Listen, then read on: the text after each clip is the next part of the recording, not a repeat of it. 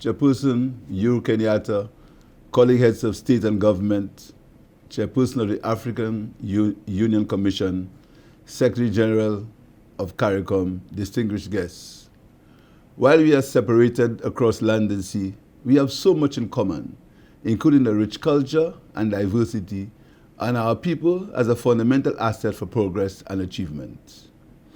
I announced on August 1st, 2021, in my inaugural annual Emancipation Day address, 4 days after assuming office, that my administration plans to take Caribbean's real African history to schools and to make Emancipation Day already a holiday, a major annual event on our national calendar.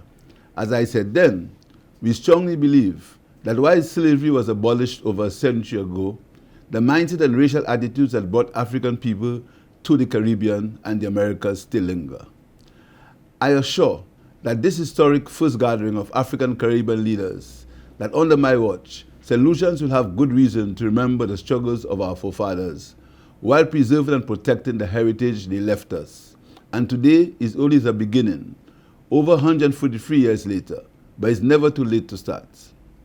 My administration also welcomes this ready platform for communication, cooperation, coordination between Africa and the Caribbean, to share COVID-19 experiences and develop mechanisms to help reduce our common dependence on equal vaccine distribution.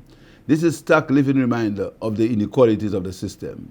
Having to import 10 times more pharmaceuticals than we produce in the Caribbean, and our regional vaccination levels at only between 15 and 23%.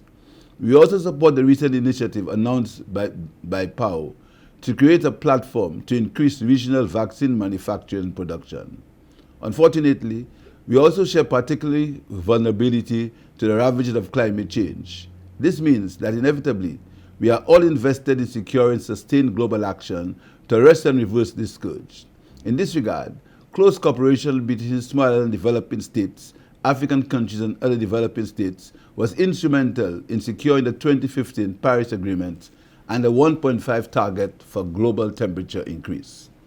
In light of the climate emergency, the pursuit of a green recovery from the COVID-19 pandemic, and the critical decisions to be made at the 26th Conference of Parties to the United Nations Framework Convention on Climate Change, COP26, it is essential that the flame of collaboration kindled in Paris be fanned vigorously in Glasgow in November of this year, in order to ensure that the international community, and in particular industrialized nations, manifest a level of climate ambition that will secure the safety of the planet and the survival of our countries.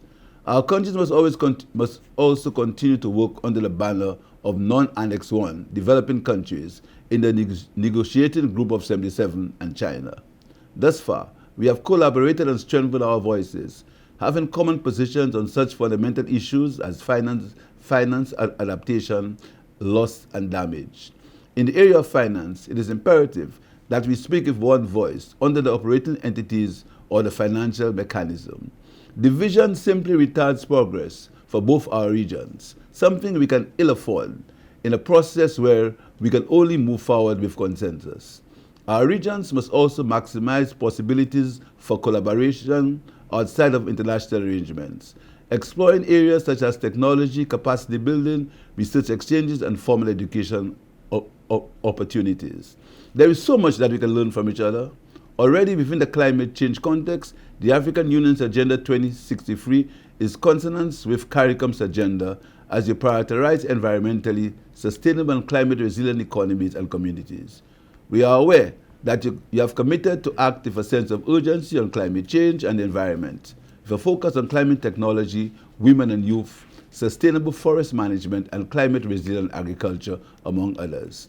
As we forge ahead, the Caribbean community looks forward to deeper and more meaningful connections with the continent of Africa, working together in achieving the developmental aspirations of our nations and our people. I thank you, Mr. President.